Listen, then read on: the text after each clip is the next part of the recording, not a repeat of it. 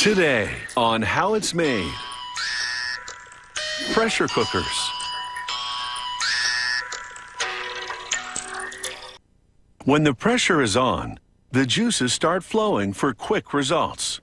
The pressure cooker traps steam inside to raise the cooking temperature and produce a meal in minutes. The technology has been around for centuries, but was only adapted for household use in the 1930s, when the concept really picked up steam. Modern pressure cookers have new lid locking technology and safety features, keeping it on the front burner in the kitchen gadget department. A pressure cooker starts with this stainless steel disc. A dip of some lubricant will aid the forming process as equipment pushes the disc over a pot-shaped die.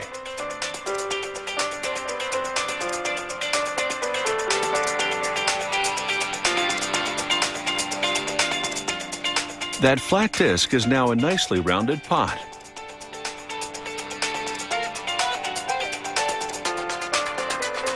Next, this punch cutter moves in to make notches in the pot's rim. These notches will interlock with the pressure cooker lid, allowing it to hold up tight against steam pressure. Next, they submerge aluminum discs in a liquid mix of aluminum and silicon to give them an even coating. While the disc is still damp, they arrange it on the bottom of the pot, then set a stainless steel disc on top of it. A turntable delivers the pot to an element that's heated to more than 1100 degrees Fahrenheit. This intense heat activates the aluminum and silicon solution to fuse the discs to the bottom of the pot.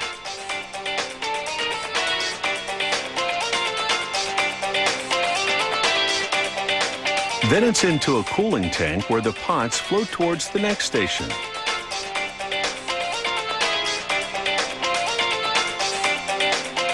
There, two blades shave away the ragged edges of the fused layers on the bottom of the pot. It creates a cosmetic beveled effect. That layer of aluminum sandwiched between the steel will improve the pot's heat conductivity. And now it's time for some grit and polish. In this special chamber, sanding and buffing tools add luster to the pots.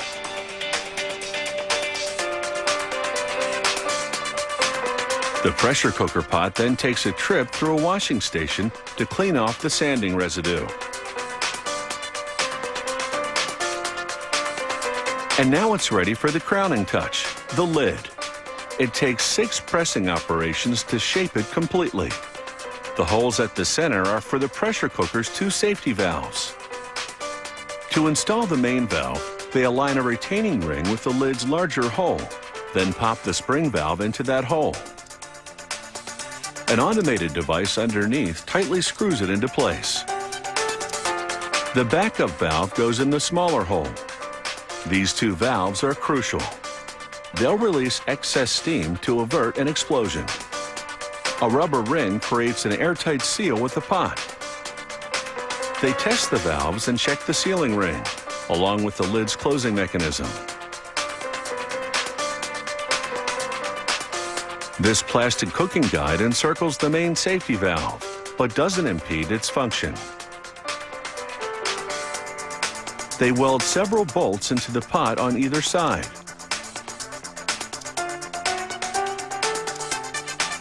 They leave a bit of space between the bolt heads and the pot. This allows them to install the brackets for the handles.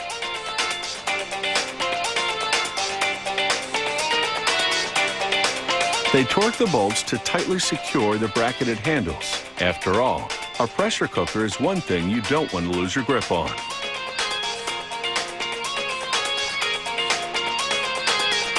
And now this pressure cooker is in the home stretch. There's one last test, which they perform on randomly selected pots. They pump the pot full of air to simulate the effect of steam and confirm that this pot can handle the pressure. Pressure cookers with double walls are another innovation. They'll keep that stew warm longer to ease the pressure on the chef.